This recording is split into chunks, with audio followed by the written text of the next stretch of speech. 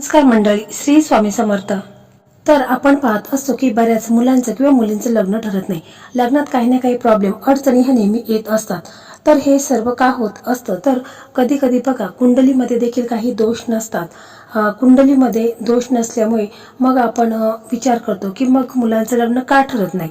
तर बघा कधी कधी कुलदेवी देखील आपल्यावर नाराज असते आणि कुलदेवीची आपण सेवा वगैरे केली नाही, त्यामुळे देखील मुलांच्या लग्नात विलंब होत असतो। कुलदेवीची नेहमी सेवा ही करायची असते, कारण कुलदेवी ही कुलाचं रक्षण करणारी असते।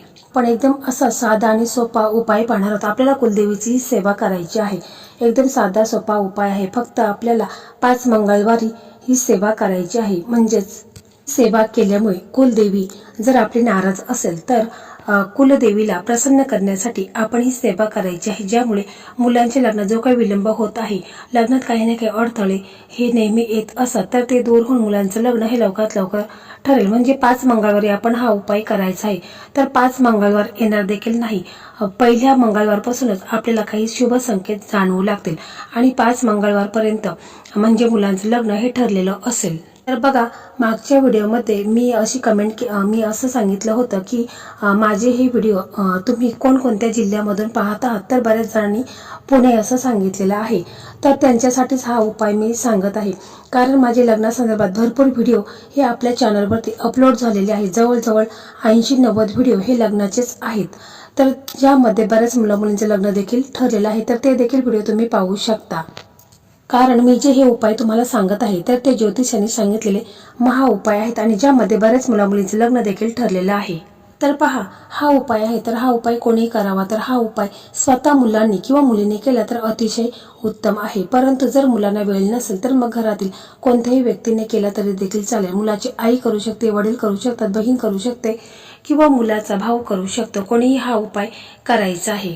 तर पहा 5 मंगळवारी हा उपाय आपल्याला करायचा आहे। तर तुम्ही 5 मंगळवार सुद्धा करू शकता किंवा 7 मंगळवार सुद्धा करू शकता। हा उपाय करताना तुम्हाला मंगळवारपासूनच या सेवेला सुरुवात करायची आहे। ही मंगळवारची सेवा तुम्हाला काय करायचं आहे, तर मंगळवारी म्हणजेच तुम्हाला सकाळी लवकर उठायचं आहे, ब्रह्ममुहूर्तावर उठायचं आहे, स्वच्छ आंघोळ वगैरे करून घ्यायची आहे, स्वच्छ कपडे वगैरे घालायचे आहेत। जर हा उपाय मुलाचे आई वडील करत असेल तर त्यांनी सकाळी लवकर उठायचं आहे आणि मग आपलं सर्व आवरून घ्यायचं आहे आणि सरळ आपल्याला जिथे ऊसाचं शेत असेल त्या ठिकाणीच आपल्याला जायचं आहे। परंतु जायच्या अगोदर आपल्याला काय करायचं आहे की 1 तांब्या भरून पाणी घ्यायचं आहे, त्याच्यामध्ये तुम्हाला थोडंसं गंगाजल टाकायचं आहे, त्याचप्रमाणे हळद कुंकू अक्षता घ्यायच्या आहेत, अगरबत्ती घ्यायची आहे आणि मग सरळ तुम्हाला ऊसाचं शेत असेल तिथे तुम्हाला जायचं आहे। त्या ऊसाजवळ गेल्यानंतर तुम्हाला असाच ऊस निवडायचा आहे, त्याची पाने तुटलेली नसेल, त्याची पाने चिरलेली नसेल किंवा खराब झालेली नसेल, एकदम छान टवटवीत ऊस आणि 5 पानाचा तुम्हाला ऊस घ्यायचा आहे। असा ऊस चुकूनही घेऊ नका की त्याला 2च पानं आहेत किंवा 4च पानं आहेत, तर असा ऊस घ्यायचा नाही। तुम्हाला ऊसाला 5 पानं सरळ एकदम चांगली पानं असलेल्या ऊस तुम्हाला घ्यायचा आहे आणि नंतर तो ऊस तुम्ही आता तो चांगला ऊस बघितला आहे ना, तर तुम्हाला काय करायचं आहे, तो ऊस घरी घेऊन यायचा आहे। परंतु बघा आपण एका तांब्यामध्ये पाणी घेतलेलं आहे, त्याच्यामध्ये गंगाजल टाकलेलं आहे, तर ते पाणी आहे ना, तर ते तुम्हाला ऊसाच्या मुळाला अर्पण करायचं आहे। तिथे तुम्हाला हळद कुंकू अक्षता अर्पण करायचे आहेत, धूप दीप दाखवायचा आहे आणि मग तुम्हाला प्रार्थना करायची आहे। जर हा उपाय मुलाची आई करत असेल तर तिने बोलायचं आहे की मला हे तुझं ऊस मी घेणार आहे, परंतु मला हे माझ्या मुलांच्या लग्नासाठी हे ऊस मी घरी घेऊन जाणार आहे, कारण माझ्या मुलांच्या लग्नात खूप विलंब झालेला आहे, लग्नात काही ना काही प्रॉब्लेम अडचणी हे निर्माण झालेल्या आहेत, त्यामुळे मला हे ऊस घरी घेऊन जायचं आहे, अशी तुम्हाला प्रार्थना करायची आहेत। आपले दोन्ही हात जोडायचे आहेत आणि ऊसाला प्रार्थना करायची आहे। त्याच्यानंतर तुम्हाला काय करायचं आहे की तो ऊस आहे तर तो तुम्हाला मुळापासून उपटायचा आहे।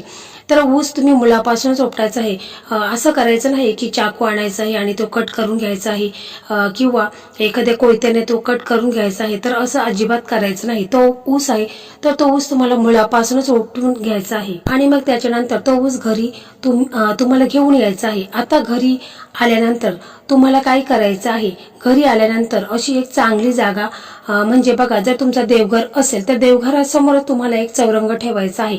जर तुमच्या घरात देवघर नसेल तर मग तुम्ही एखादी छानशी जागा बघायची आहे आणि फरशी वगैरे पुसून घ्यायची आहे आणि तिथे मग तुम्हाला चौरंग ठेवायचा आहे आणि मग त्या चौरंगावरती तुम्हाला काय करायचं आहे की एक पिवळा कापड अंतरायचा आहे.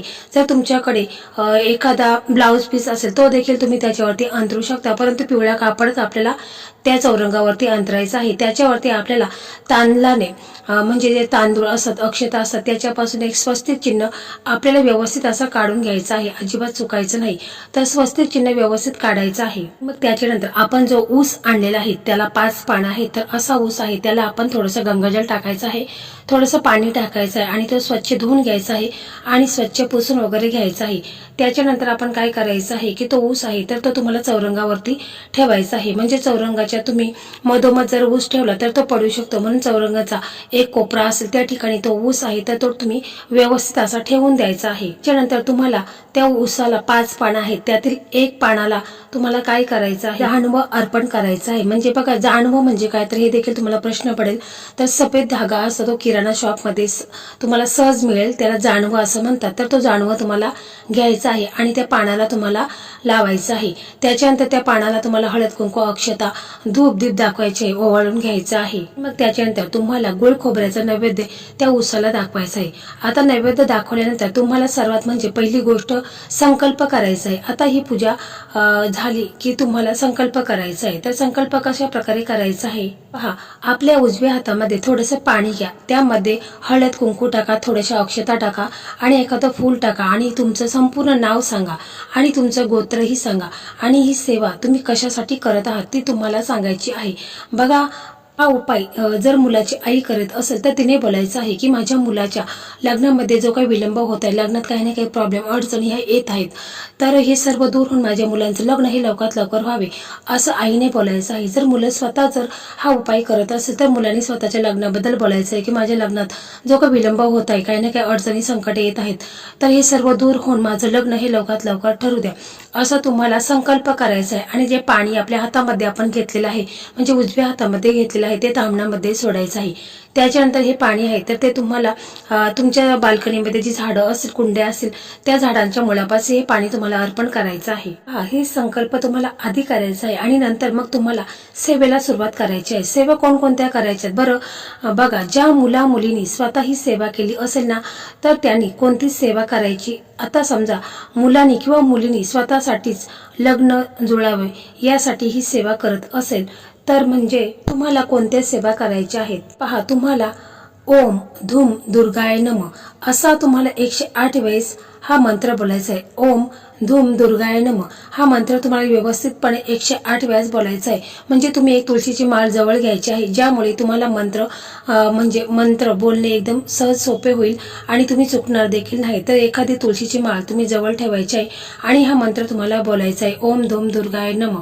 सर्व मुलांनी आणि मुलींनी असं बोलायचं आहे. जर आई वडील ही सेवा करत असेल तर त्यांनी कुलदेवीचे नामस्मरण करायचं आहे. जर तुम्हाला तुमची कुलदेवी नेमकी कोणती आहे हेच माहीत नसेल तर मग तुम्हाला ओम श्री कुलदेवताय नमः, ओम श्री कुलदेवताय नमः हा मंत्र तुम्हाला 108 वेळा लगातार बोलायचा आहे. तुम्ही देखील हा मंत्र बोलता वेळी तुळशीची माळ जवळ घ्यायची आहे.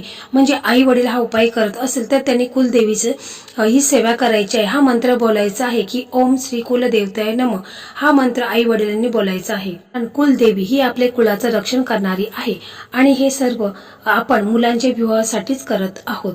ते सगळं आपल्या कुलदेवतेच्या अधिकारातत्वातच येत असत. त्याच्यामुळे ज्यावेळेस आपण कुलदेवीची सेवा करत असो त्यावेळेस आपल्या जीवनातील मोठमोठे अडथळे संकटे हे दूर होत असतात. आई वडील जर ही सेवा करत असेल तर त्यांनी कुलदेवतेचे नामस्मरण करायचे आहे. त्याचप्रमाणे बघा, श्री स्वामी समर्थ महाराजांचा तारक मंत्र तुम्हाला 1 माळ जप करायचा आहे. या सेवा देखील तुम्हाला करायच्या आहेत. बघा, पौर्णिमेला आणि शुक्रवारी तुम्ही कुलदेवतेचा उपवास देखील करायचा आहे. तुम्हाला असं बोलायचं आहे कुलदेवतेला की माझ्या मुलांचं लग्न जर 5 मंगळवारच्या आतमध्ये ठरलं तर लग्न झाल्याने मी त्यांना जोडीने तुझ्या दर्शनाला तुझी ओटी भरायला पाठवेन, परंतु माझ्या मुलांचं लग्न हे लवकरात लवकर ठरू दे असं तुम्हाला कुलदेवीला प्रार्थना करायची आहे. तर बघा, अशा प्रकारे तुम्हाला ही सेवा करायची आहे. म्हणजे तुम्हाला बघा 5 मंगळवारी कुलदेवतेची ही सेवा करायची आहे. म्हणजे 5 मंगळवारी तुम्हाला काय करायचं आहे, अशा प्रकारेच करायचं आहे की सकाळी लवकर उठायचं आहे आणि तुम्हाला ऊसाच्या शेतामध्ये जायचं आहे. 1 तांब्या भरून पाणी घ्यायचं आहे. त्याच्यामध्ये तुम्हाला थोडंसं गंगाजल टाकायचं, हळद कुंकू अक्षता घ्यायची ग्रामपंचायत अगरबत्ती घ्यायची आहे आणि तिथे जाऊन तुम्हाला उसाला ते पाणी अर्पण करायचं, आपली मनोकामना बोलायचं आहे आणि तो ऊस उपटून आपल्या घरी आणायचा आहे. पहा, पहिल्या मंगळवारी आपण जी पूजा मांडणी वगैरे केलेली आहे तर ती तुम्हाला मंगळवारी पूर्ण दिवस तशीच ठेवायची आहे आणि दुसऱ्या दिवशी म्हणजे बुधवारी तुम्हाला ते वाहत्या पाण्यामध्ये विसर्जित करायचे आहे आणि दुसऱ्या मंगळवारी तुम्हाला नवीन ऊस आणायचा आहे. अशा प्रकारे पूजा मांडणी करायची आहे. बघा, विश्वास ठेवून जर तुम्ही ही सेवा कराल ना तर तुम्हाला 100% या सेवेचा रिझल्ट अनुभव नक्कीच येणार. एका महिन्यामध्ये तुमच्या मुलांचं लग्न हे जुळून येईल. फक्त 5 मंगळवारी तुम्हाला ही सेवा करायची आहे. बघा, तुमचा मुलगा असो किंवा मुलगी असो, दोघांसाठी असंख्य लोकांनी, ताईंनी या सेवेने अनुभव घेतलेला आहे. अनुभव सिद्ध असा हा उपाय आहे. तुम्ही आवर्जून करून पहा. बघा, तुम्हाला छान असा अनुभव आल्याशिवाय राहणार नाही. एका महिन्यामध्येच मुलांचं लग्न हे ठरलेलं असेल आणि तुम्हाला पहिल्या मंगळवारपासूनच असे छान असे संकेत तुम्हाला पाहायला मिळतील आणि मुलांचं लग्न हे लवकरच जुळून येईल. तर ही सेवा करत असताना मनामध्ये किंतु परंतु आणायचं नाही. तुमचा विश्वास, भाव असणं जास्त महत्वाचं आहे. तरच या सेवेचा तुम्हाला लाभ हा 100% मिळेल. लग्नासंदर्भात भरपूर व्हिडिओ माझे अपलोड झालेले आहेत तर ज्यामध्ये तुम्ही मला भरपूर असा छान असा प्रतिसाद दिलेला आहे आणि छान असा कमेंट देखील केलेला आहे. तर मला असं जाणून घ्यायचं आहे की तुम्ही कोणत्या जिल्ह्यामधून माझे हे व्हिडिओ पाहता ते देखील तुम्ही कमेंट करून नक्की सांगा. तसेच मी व्हिडिओ तुमच्यासाठी अपलोड करत जाईल. तर मंडळी, अशा प्रकारे आजचा हा व्हिडिओ होता. हा व्हिडिओ तुम्हाला कसा वाटला कमेंटमध्ये नक्की सांगा. व्हिडिओ आवडला तर इतर तुमचे मित्र असेल, मैत्रिणी असेल ज्यांचं लग्न ठरलेलं नाही तर अशा मित्र मैत्रिणींना हा व्हिडिओ शेअर करा ज्यामुळे त्यांचंही लग्न लवकरात लवकर ठरेल. श्री स्वामी समर्थ. जय जय स्वामी समर्थ.